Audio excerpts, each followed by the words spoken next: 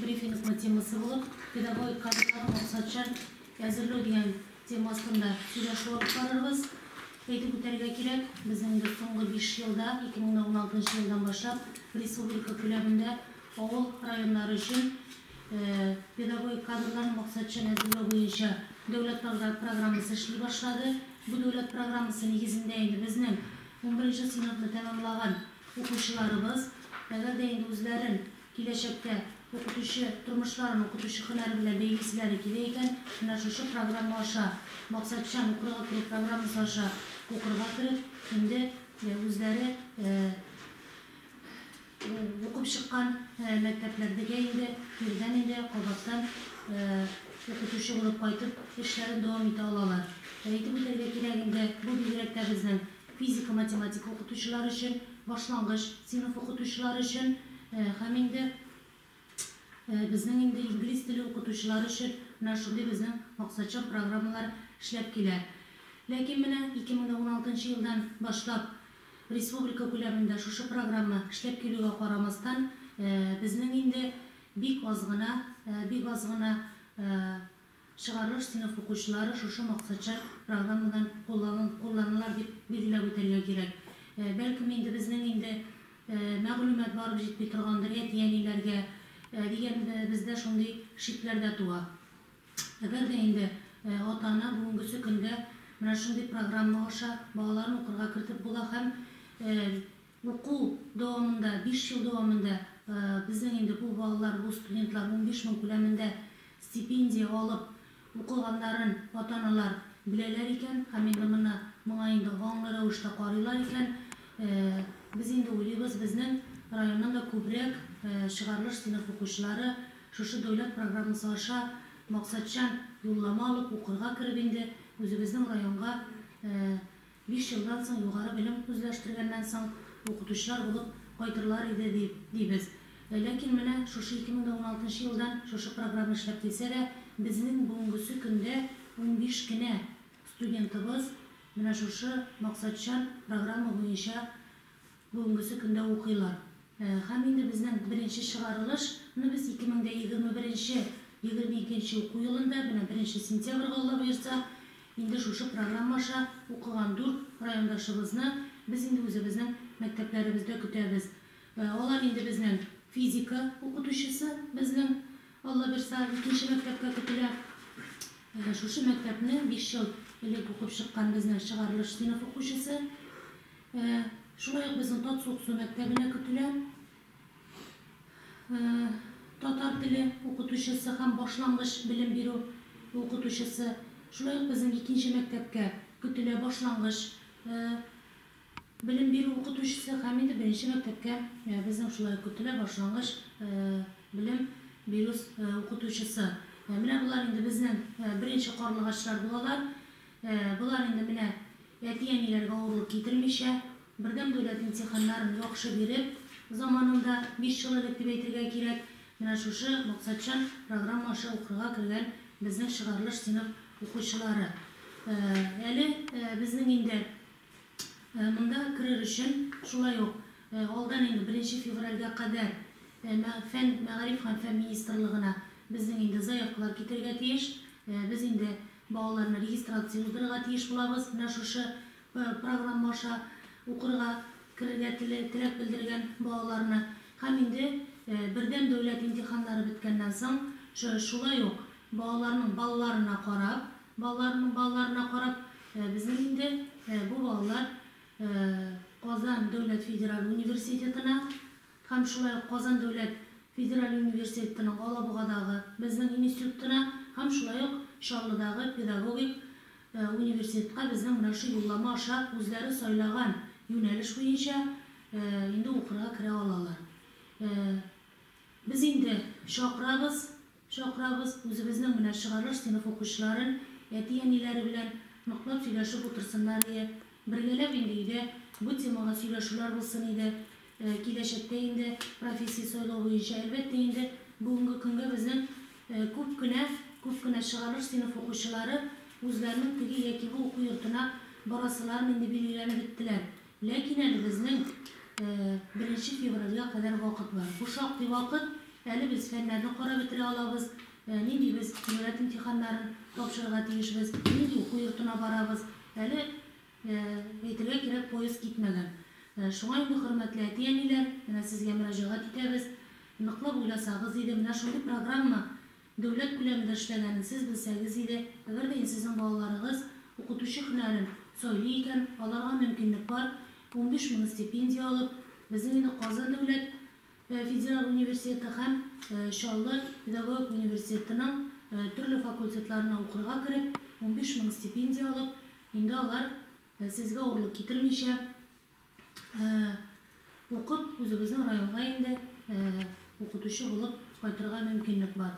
Шуңа бу мөмкинлектән куллансагыз иде, һәм инде әйтеп китәргә кирәк, безнең инде районга бигрәк тә кирәк төгәл фәннәр буенча, бу инде физика, математика, биология, химия белгечләре безнең район мәктәпләренә кирәк, һәм шулай ук безгә кирәк инглиз теле укытучылары һәм башлангыч белем бирү укытучылары безгә бигрәк тә нык кирәк. Менә шушы белгечлекләр буенча инде безнең мәктәпләрдә бүген мәктәпләр кытлык кичтә дип билгеләп үтсәк тә була торгандыр.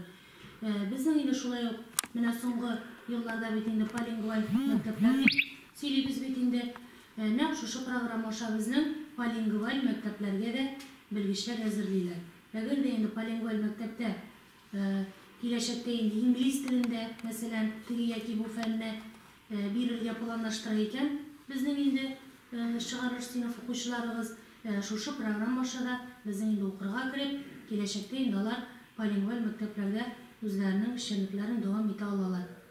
Без инде бүген брифингта әйтеп үтәргә кирәк, Мәгариф идарәсе башлыгы Рамиза Митянова һәм районның база мәктәп директорлары катнаша.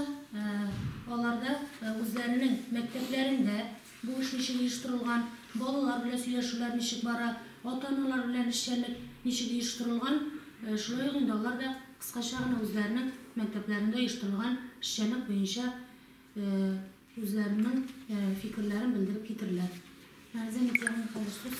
Хәерле көн барыгызга да. Мин инде максатчан укырга керү буенча бу юнәлешнең норматив хокукый якларына тукталып китәсем килә.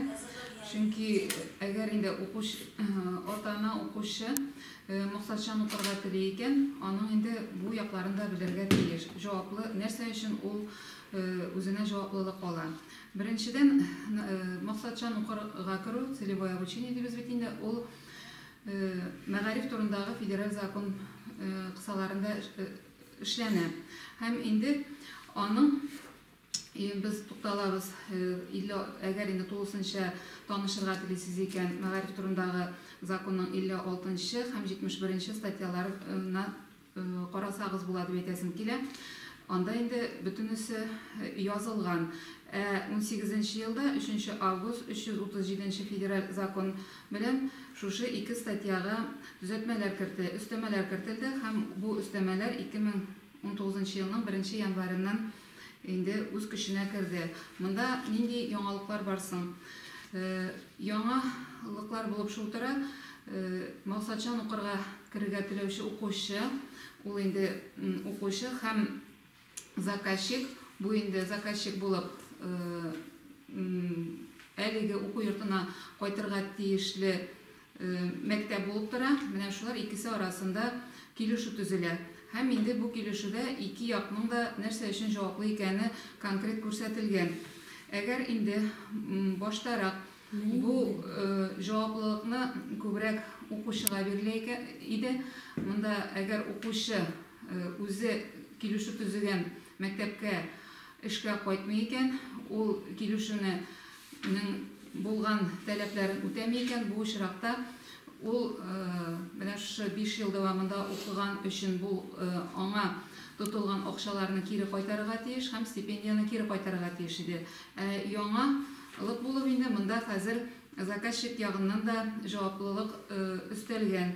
Әгәр дә укучы шушы мәктәп уку йортын тәмамлап, алда килешенгән мәктәпкә эшкә кайтырга тели икән, бу мәктәп аңа эш урынын тәэмин ителмәгән очракта, бу очракта инде заказчик шулай әлеге студентка, кайтасы студентка 3 айлык хезмәт хакын, уртача хезмәт хакын кайтарырга тиеш. Менә шундый яңалыклар да бар. Монысын да искә алсагыз иде. 15 мең стипендия дигәндә, аны да аңлатып китәсе килә. Ул бөтен максатчан укырга кергән укучыга түләнә дигән сүз түгел. Аның да үз таләпләре бар. 15 мең шул очракта гына түләнә, әгәр укучы үзенең имтиханнарын эшләүгә тапшырмаган очракта гына түләнә. Һәм аның бишле билгеләре алган билгеләрнең 50%-ын тәшкил итәргә тиеш. Менә безнең әйтеп үттек, бүгенге көндә 15 укучы шушы целевой программа белән укый, ләкин кызганычка каршы аның өчесе менә эшле билгеләре алган һәм аларга инде стипендия түләнми. Шуңа күрә әле килешү төзеп укырга керү бер сүз инде, инде ягадан тырышып уку һәм шушы bütün район тарафından яисә инде заказчик тарафından сезгә билгеләнгән җаваплылыкны сизеп, туеп, тырышып укырга кирәк дигәнне дә әйтеп үтәсе килә. Целевое обучение буенча ничек итеп кемгә мөрәҗәгать итәргә кирәк дигән сорауга мондый җавап инде безнең Ләйсән Фатымна да әйтеп китте. 1 февральгә кадәр без укучылардан дәүләт имтиханнары буенча информация җыябыз. Кемнәр нинди имтиханнар тапшыра. Ләкин 1 февраль ул соңгы срок безнең район тапшыра торган, Казанга тапшыра торган, министерство тапшыра торган срок. Без инде менә кышкы каникуллардан соң һәрбер укучының инде таләп итәбез аларның билгеләнеп бетсеннәр иде менә шушы тапшырасы имтиханнары буенча. Biz каникулның 1 көннәреннән бу информацияны җыеп алабыз. Ләкин 1 февральгә кадәр иң менә соңгы моментта гына төзәтеп калырга мөмкин булган, ул күпләп түгел, единственный случай булырга мөмкин, менә шундый гына мөмкинлек бирәчәкбез. Һәм инде укучыларны да, ата-аналарны да игътибарын җәлеп итәсе килә инде. Шушы ялларда балалар белән бергә утырып, киңәшләшеп, имтиханнар белән билгеләнеп бетсәгез иде. Һәм кайсы уку йортларында нинди имтиханнар таләп ителә, һәм менә безнең яңа 21 елга максатчан укуга керү буенча хат килде, без аны мәктәпләргә җибәрдек. Шушы информация сезгә дә барып җитеп, аның белән танышып, билгеләнеп бетсәгез иде. Һәм целевой приемга безнең ничек кабул ителә? Аның регламенты бар. Ул Татарстан Республикасының министрлар кабинетының 536 карары нигезен постановлениесе нигезендә эшләнә һәм без 1 мартка бу инде соңгы срок укучылардан заявкалар кабул итәбез. Ләкин 1 март шулай ук соңгы срок ул безнең министерствога җибәрә торган. Һәм бу заявкаларны безнең мәгариф идарәсендә кабул итәләр. Әгәр инде кемнәрнең сораулары була икән, мәгариф идарәсендә бу юнәлеш буенча җаваплы кеше бар, Кадырова Ләйсән Рашитовна. Аңа мөрәҗәгать итәләсез, яисә инде приемныйга шалтыратып бу мәгълүматны ала аласыз. 1 апрельгә кадәр без инде төгәл информацияны җибәреп бетерергә тиеш. Шуңа күрә алданрак, менә хәзер үк дигәндәй шушы көннәрдә үк билгеләнсәгез иде, чөнки соңгы вакыт килеп җиткәндә генә мөмкинлекләр булмаска мөмкин. Пока вакыт бар. Педагогик кадрларны җәлеп итү буенча чыгарылыш сыйныф укучылары белән илем эшчәнлек алып барыла. Моның буенча инде без иң элек информацияны әти-әниләргә җиткерәбез. Алар белән берлектә инде балаларга җиткерәбез. Алар уйланалар һәм шуннан соң инде без әти-әниләрдән, балалардан заявкалар көтеп калабыз инде. Ул заявкаларны инде без үз вакытында мәгариф идарәсенә үзебезнең ходатайствоны язып китерергә тиеш булабыз. Быел инде менә кирнәп төшә башлады. Хәзер максатчан укыту буенча министерство тарафыннан хатлар, ул хатларны без үз вакытында әти-әниләргә җиткереп барабыз. Безнең минем үземнең дә яңа елга хәтлек әти-әниләр белән дистанцион форматта тагын бер әти-әниләр җыелышы куелган. 1 сыйныфларга 9-ларны без 2 атналық үткәрдек. Һәм инде бу балаларны профориентлаштыру, дөрес юнәлеш алу буенча да әле безнең 1 февральгә хәтлек баланың йыгы özgärtip mümkinligi bar biletirgen fenin elanın 10-nji sınıfka hatliginde eýbat okugan bala üçin 1 fevraldan ýa-da predmetini özgärtip imtihan berýärde ul ana bireleýdi ul bala bar we eýbat balarga birele. Şunun üçin Kurtmyşa ulanyp mine etiýenler indi bugün ulansınlar bar bir bala üçin возможность anyň mine elbet institutunu okup çykdyň da köpkene balalar işte tapa almay ýürýärler institut okup bitirgenäsin. Amanda indi anyň garantированы işi küte. Bizim mine mektepke indi biz özübizden kitken 4 okuşy studentimiz bar. Bölümde sökünde anyň indi bir sep aýtdy bu ýyl başlangyç sınıf okutaly bizde. Ana balalar bik ýaratda ýaş okutuşynyň mektepke goýdugy bit indi ul şatlyk balalar şinde ul kollektiv şinde tim bolýa özübizden çygarylış okuşysy goýdu. Ýaşlar bilen ýaşlar barabir alar mobil, alar progressiv, alar balalar şinde kızykly, etiýenler şinde kızykly. Benim mektepnin barabir ulta ýaşy ul 42 ýaş, ul indi şunday işleýtirgen zrelый возраст diп aýtýarys. Lekin indi any barabir ýaşlar bilen tullandyryp durýarlar kerek. Şol 42 ýaş bolsa da anda barabir 4 okutuşy, pensiýa ýaşynda okutuşy mene bu 4 studentniň eli goýtam diп durýarda benim üçin zor şatlyk. Bizde indi alar praktikaga goýtalar. Rus dili hem edebiyatından bizim mene praktika ödüp gitdi bala indi. Hem bizim ikinci kursta okuy fizika, matematika bölümünde KFU'da. Biz indi ul balalarını kütüp durabız indi. Olar indi mene koyadır iş izlep, koyadır praktikaga yürmesinler, turuzi bizim mektepke koytsinler, barabir olaryň üzeri okugan mektepleri, olarga anda bütün eýbir tanış, okutuşlar tanış, balalar tanış.